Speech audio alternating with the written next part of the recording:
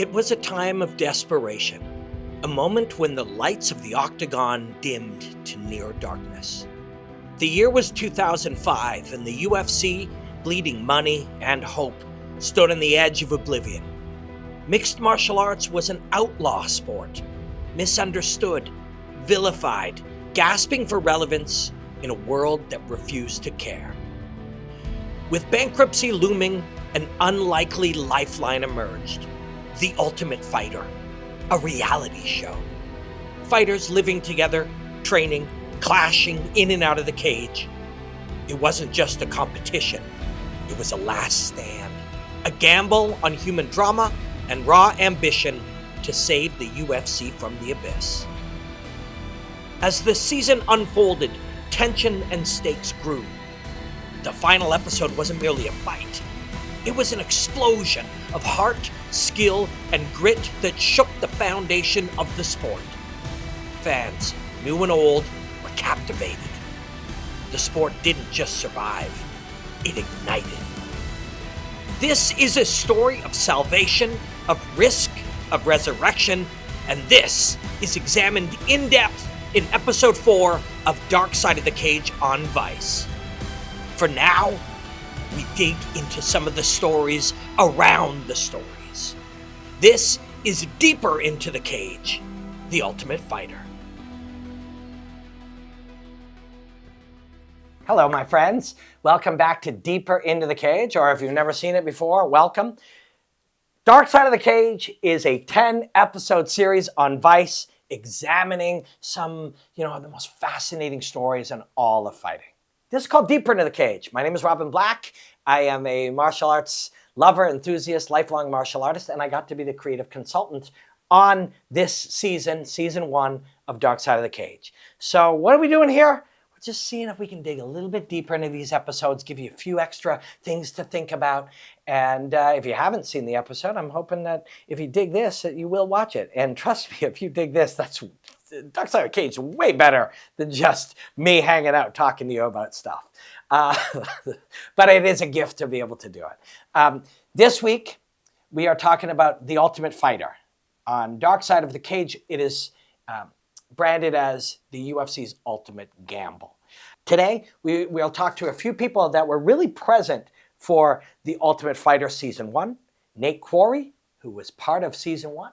And Mike Goldberg, of course, who was right cage side seeing it all happen. So we're going to talk to both of them. We're going to examine little bits and pieces and tidbits and tangents, thinking out loud around that Season 1 Ultimate Fighter and how it really did, smash the UFC through into the mainstream. And, I promised a couple of weeks ago that I was going to try to give you a little snapshot of what it looks like to build a show like Dark Side of the Cage. I'm going to do my best to do that after we talk to our first guest. But let's get right into it. Let's do it. This is Deeper Into the Cage, The Ultimate Fighter. 16 fighters, one house, and a UFC contract on the line. The naysayers were everywhere. They had no clue what they were in for. It was literally like animals claiming their territory. Ridiculous challenges. They want us to fight for free. You asked for alcohol, I was there within a half an hour. Are you surprised? We didn't know if it was gonna work. This isn't a character, man. This is my life. Dana pounded on the table and said, it's gonna be bigger than the NFL. Dark Side of the Cage, Wednesdays at 10 on Vice. Thanks again for hanging out with me. It's honestly a gift that anybody wants to sit and chop up some of these episodes with me. The Ultimate Fighter Season 1. Legend has it, and some legends are true, that the UFC was about to be zilch, done, go to zero, and that The Ultimate Fighter was the key breakthrough. And when you watch the episode of Dark Side of the Cage, there's no question that is the element that we show. But, as much as that is a snapshot in time, a real snapshot in time, moments are moments, and time exists before and time exists after.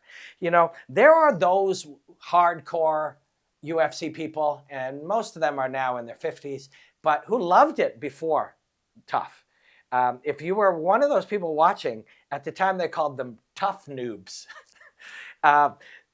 The UFC was counterculture. It was edgy. It was punk rock. It was not something you told your friends you watched to a certain degree. It was outsider stuff. It was rugged and hard and jagged and tough. Broke a corporation through, made people billions of dollars, created what we know today, but it changed that forever, right? So that there are people, and some of them will be in the comments below on YouTube and listening on podcasts will hit me and Vice up on Twitter, I'm sure. There's a world of people who that counterculture UFC was what they loved. But when something is going to break mainstream, if you own a business and you want it to scale massively like you see on Shark Tank, you leave those people behind. So those people to some degree got left behind. Then there was the tough era. And that is where the episode of Dark Side of the Cage examines. And it is a wonderful story. It's an incredible story. In the context of Dark Side of the Cage Season 1, this story is very different from all the others. Because it is a process story, and it really is fascinating, and it really is a massive accomplishment for the UFC. And then there's the era after Tough. The Ultimate Fighter Season 1 was 2005. The moment we're sitting here talking, this is 2025. That's 2 decades.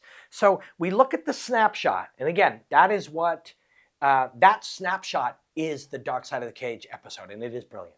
But 20 years have elapsed, and this is how life works, these turning points where an entire world is created in that timeline since. What would have happened if it didn't happen? Well, some other company would have come up, some other sport would have happened. Who knows? It's impossible to guess. But in the years since, the UFC has become a massive, super powerful corporation. And although in North America and around the world, there's a lot of people who become fans of corporations. Corporations often are self-interested and about profit, and that's okay. But in pursuing profit, sometimes other things happen. That's why we're going to talk to Nate Quarry today, who was there day 1, but he's also been a part of the story since. This is called shoulder programming. So shoulder programming means we are going to look at this awesome episode of The Ultimate Fighter, but we're going to use that as a leaping off point to examine other things within this hangout, within this podcast.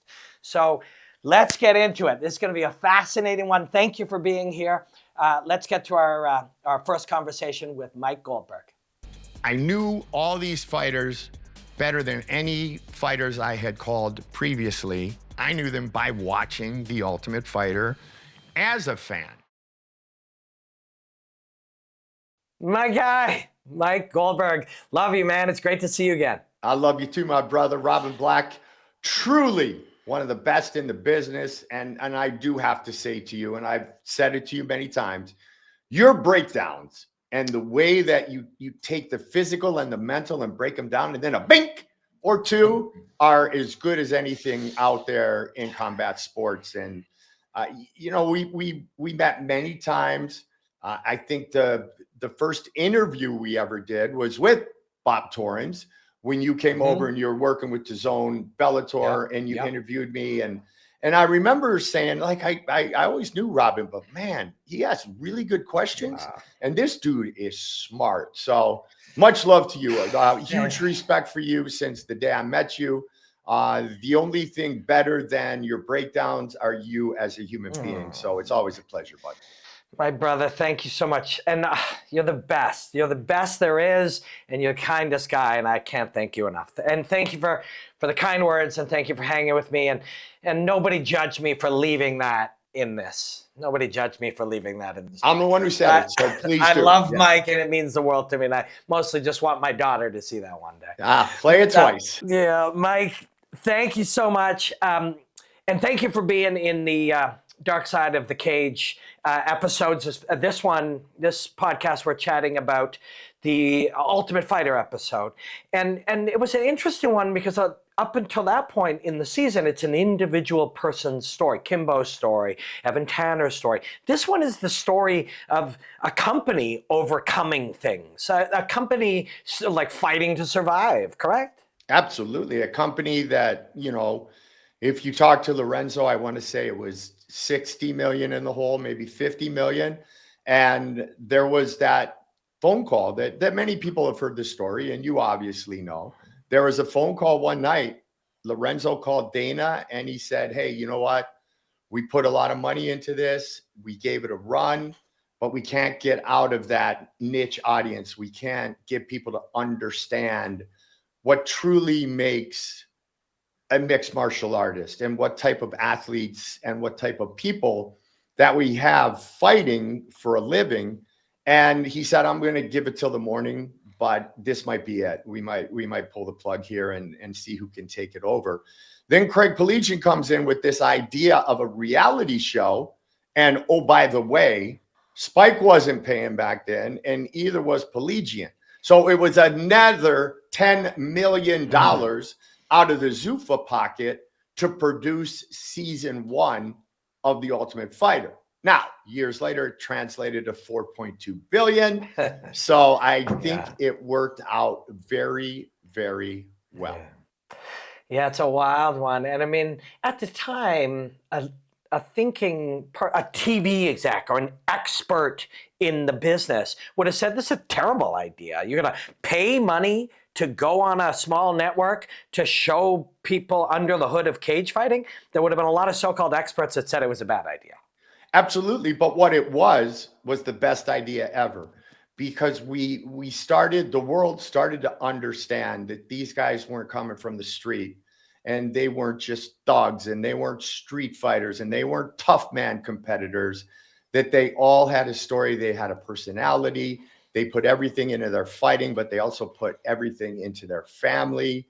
Bobby Southworth trying to get out of the sauna and just cussing out Chuck. I'm like, damn, even with the glass in between, you can't talk to Chuck Liddell like that, Bobby. You're not going to fight. You're going to make weight, but then Chuck's going to kick your ass. And just the personalities that we saw. Josh Koscheck, and as you know, people would make fun of me using this word, all the tomfoolery that we saw from Josh Koscheck, and then the battle of wit between Forrest and Stefan, and up and down the line, the Alex Karalexis and the Josh Rafferty, who came as that Cincinnati kid after Rich Franklin had kind of put Cincinnati and MMA on the map. So it was the greatest, because people started to understand that these were athletes, and these were high level athletes who had great discipline in and out of the cage. And it started giving people a reason, more so, to either wear like the white hat or the black hat. So Tito was the first. Tito will be the all-time best. But Josh Koscheck, coming off that show, became the guy wearing the black hat.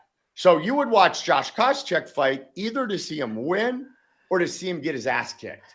And that's how it always was for Tito. But you know what you did with Tito? If you wanted to see him win or wanted to see him get pummeled, you pressed that button and you bought the pay-per-view. Yeah. And so it was a great way to get to the mainstream media. And what it started to me, Robin, was the way that the WWE, WWF back in the day always marketed themselves. They gave you some backstories. They gave you some freebies, another freebie. And then once every storyline was there, bam, they hooked you on WrestleMania, and it was brilliant. And so that pattern is one that eventually, with FS1 and the things that took over from there, all the periphery programming, that was the start of getting to know the athletes and understanding those who compete in mixed martial arts. And at that time, of course, specifically in the UFC. Thanks, Mike Goldberg. I'm going to pull you in again for another one I know this you are. season, but it is so great to see you, my brother. Love to your family. Thank you, and much love to your family, and a huge thank you to everyone at Vice, to you for hooking me up with the great people at Vice, because you know what, it's not easy not being the man at the UFC anymore. I mean, it breaks my heart, but what this opportunity did was it allowed me to take a look at the forest instead of being in the trees, Robin. And it has been nothing but joyful for me to be able to look back and for people to remind me that, Goldie, you were a big part of it. And that's not ego talking at all. That's just a man who loves people and doesn't mind getting some love back. So thank you very much. Thanks, Mike. I love you, man. Before we get to Nate Quarry, I promised the last couple of weeks, people ask a lot of questions about the making of Dark Side of the Cage. And I have some experience getting to make bigger television, but this is one of the coolest, it's the coolest thing I ever got to work on. And so I kept promising that I would give kind of an overview of how some of this works, and I realized an overview is impossible, but I'm going to give you little details into some of the early process today. And if people find this interesting, we'll continue in the coming weeks. I'll give you more I'll add more and more onto the story of how you make it. But so today there are 10 episodes of Dark Side of the Cage. January 2025 came out every Wednesday, and here they are. But this began 15 months earlier. A man named Dave Hodgson, who is the he is the series producer. Dave is kind of the big picture guy. He's the guy who has to have an idea on thousands of things. It sounds fun, but it also sounds really, really stressful. Dave Hodgson sat me down and said, I'm going to pitch to Vice. He's worked on Dark Side of the Cage and many of the other offshoots in the Dark Side series. He said, I'm going to go to Vice and bring them a story of what we could do with 10 episodes of Dark Side of the Cage. Would you like to sit in a sports bar with me and chat about it? And so we sat down, and early on, to me, Nick Diaz had to happen. You know, Nick Diaz to me was a mandatory. Dave had some great ideas. He still does. He's got a whole bunch of great ideas for season 2, should we be so lucky. Evan Tanner was one we talked about on day 1. And Diego Sanchez we talked about on day 1. And it starts out as literally you and a friend hanging out, chatting about fascinating stories.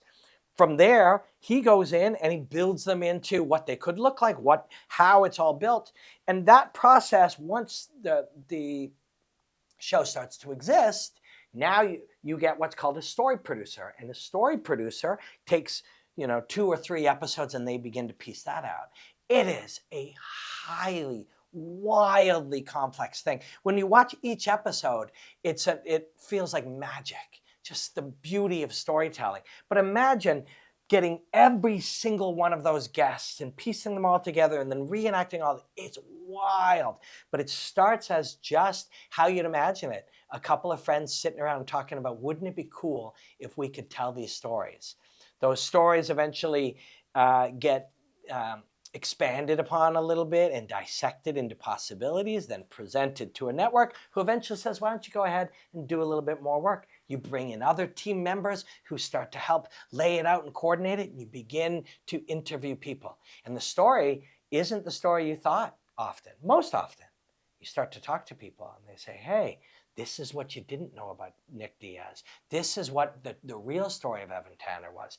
These are some things you didn't know about War Machine. Or then you get a chance to speak to some of these people.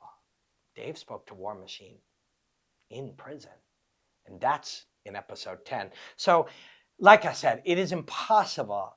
I certainly don't have the IQ to be able to lay out for you the whole thing. But at the very beginning, it is just like you might imagine. You're sitting around with some ideas. But from the ideas to what you see today is 15 months, probably a staff of 50, 80 human beings all working together, bringing together different skills and abilities, booking flights and sit-downs, light, all of these things. It's a wild thing. It's a wild thing. One of the wildest and most fascinating experiences ever. But what I'm hoping you'll do for me is in the comments, leave me some specific questions about the process of making of Dark Side of the Cage. Write me your questions about the process. There's all kinds of people that are creators in their own right and making their own content, social stuff, YouTube pieces. You're at the beginning stages of it. Ask me anything and I'll go to the experts. I'll go to the director. I'll go to the showrunner. I'll go to Dave and I'll bring your questions to them and I'll bring them back. And when we go into the final 5 and 6 episodes of Deeper Into the Cage, I'll try to answer some of those for you. But trust me, an incredible year-long process with dozens and dozens of brilliant people to bring you Dark Side of the Cage. And I'm glad people like it so far. One more conversation. I think this one's going to be fascinating. We're going to get Nate Quarry up in here, and he was there for day one of The Ultimate Fighter. But in the 2 decades since, he's got a real different view of the UFC. We're gonna get into that with him as well.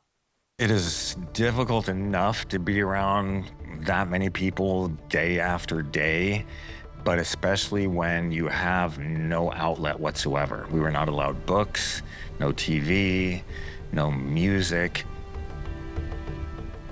You're in pain all the time, you're sore, you don't know what the next day is going to bring.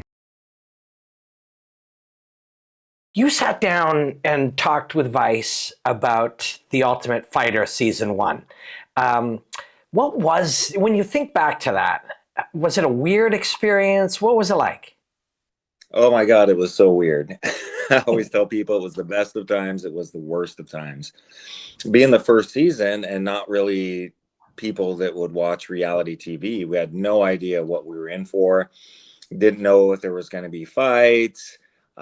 Just the insanity. And as I describe it to people, it's you take 16 idiots, lock them in a house, and see who's the toughest at the end of the day, and let the games begin. When I reached out to you to sit down and chat with us about it, you described yourself as the adult in the room at the time. Did you feel like it? I feel like that in most rooms, to be honest. Yeah. But that with the craziness that went on, to me, I saw it as such a great opportunity, possibly my final opportunity to become a professional MMA, make a career out of this. And so I'm very goal oriented. When I know where I'm going, when I know what I'm trying to do, that's it. From the very first night, everybody in the house is drinking and partying and hanging out. And they cut to me, I'm sitting in the backyard next to the pool, just mentally trying to prepare for what the next 6 or 7 weeks. We didn't even have any idea how long we were going to be there, but just trying to figure out what was going to be coming our way and what I could do to best be prepared for it. I fought pro MMA, but at a much lower level. But I remember when I was getting ready to fight, I didn't know my opponent, and I looked, and the day of weigh-ins, I saw him smoking a cigarette. And I remember thinking, okay, this is a good thing. Did you have that thought when you were watching these idiots pounding straight liquor? Well, it's such a small community, and we knew that the UFC was trying to pick some of the best unsigned guys around the country. So we knew who a lot of these guys were. I mean, Swick and Lieben had already fought. So I knew that there was going to be, no matter what the shenanigans were from the beginning, and I knew it was going to be tough.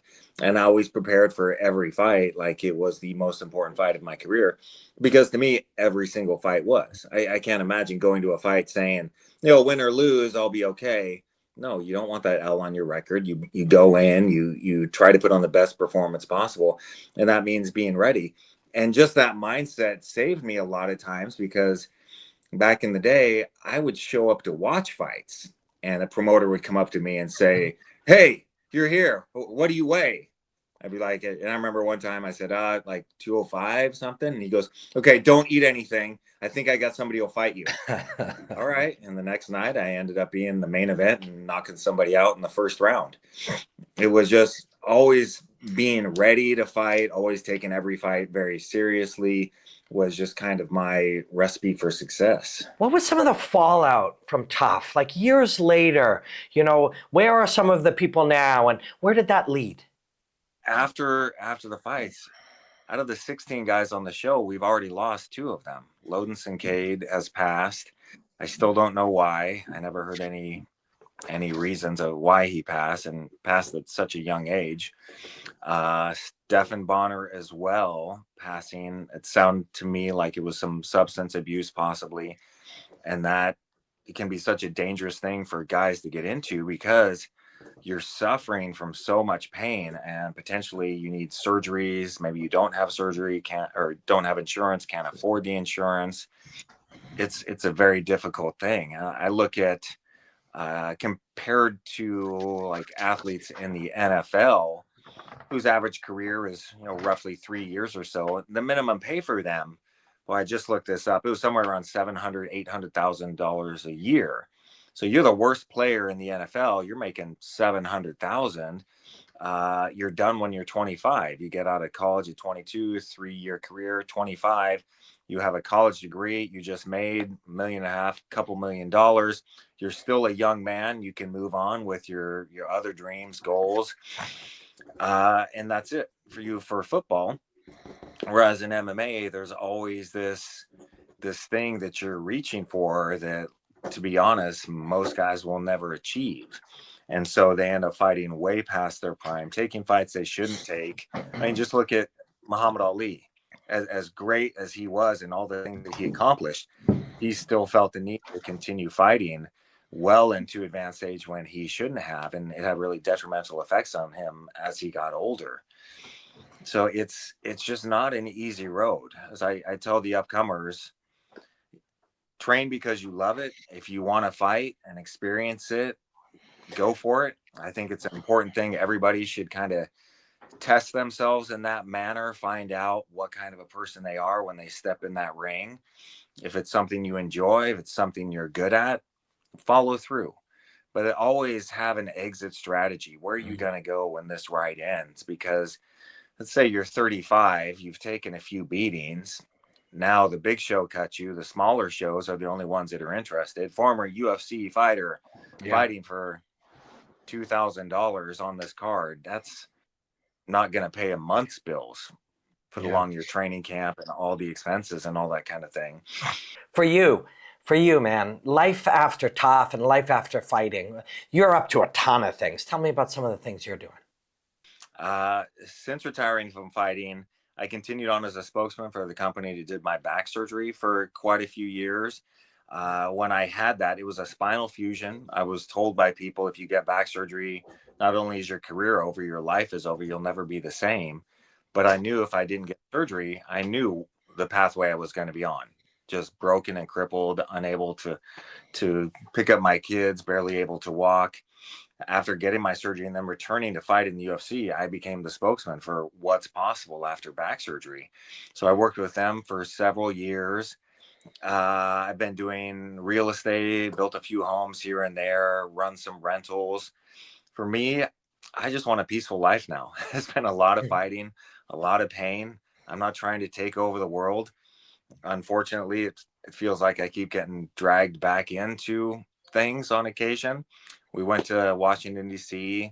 7-8 years ago to work towards passing the Ollie Expansion Act that would protect MMA fighters like the Ollie Act does. Of course, promoters hate that kind of thing. They don't want the employees, the workers, the independent workers, as they would say, to have any rights whatsoever. The UFC wants to dictate who you fight, where you fight, when you fight. You have to tell them where you are at all times, what kind of clothes you can wear, what you can say, what you can do. They want to control everything, and giving any of that power back to the actual workers, well, that's not good for the people that are worth billions of dollars that are running the show. And so when we had a change of occupancy in the White House and Donald Trump took over, our bill was immediately killed, which of course was championed by Republican Congressman Mark Wayne Mullen, who said that this was his baby. His goal was to give fighters the protections that he didn't have when he was fighting. Wow. Well, now he is just completely in the MAGA camp there with Trump, has stated that he will not reintroduce the bill. Now, Senator Mark Wayne Mullen has made it clear that Trump does not want the fighters to have any protections whatsoever, because you'll see Dana White is always at Trump's parties, his balls, all that kind of stuff. The billionaires that are running things, not even behind the scenes anymore, just wide open, controlling things. So I don't know if we'll ever be able to get that passed. If so, it's going to take again a change in the White House. Again, Senator Mullen said that he would not support the bill as long as Trump was around. And quite frankly, I think the UFC is paying them too much money to even consider doing something for the people. Whew. Awesome. Dark Side of the Cage, Season 1, it is on Vice. Vice Sports, Vice TV, Vice apps, Crave in Canada, where Chase and I live. It's a real joy to get to hang out with you on these podcasts, on these hangouts. And today was a really, really fascinating one. Next week on Deeper Into the Cage, Nick Diaz. Nick Diaz had not done a sit-down, long-form chat for, I don't know, 10, 15 years. I mean, go look it up. Sorry, I'm not trying to boss you around. Look it up if you feel like it. But he hasn't done a sit-down for a long time.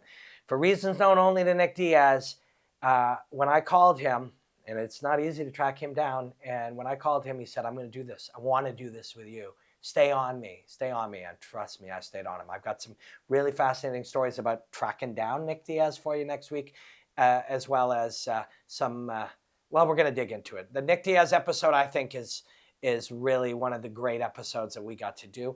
I hope you enjoyed hanging out this week with me. And next week, like I said, Nick Diaz. Until next time, enjoy the hostilities, my friends. 16 fighters, one house, and a UFC contract on the line. The naysayers were everywhere. They had no clue what they were in for. It was literally like animals claiming their territory. Ridiculous challenges. They want us to fight for free. You asked for alcohol, I was there within a half an hour. Are you surprised? We didn't know if it was gonna work. This isn't a character, man. This is my life. Dana pounded on the table and said, it's gonna be bigger than the NFL. Dark Side of the Cage, Wednesdays at 10 on Vice.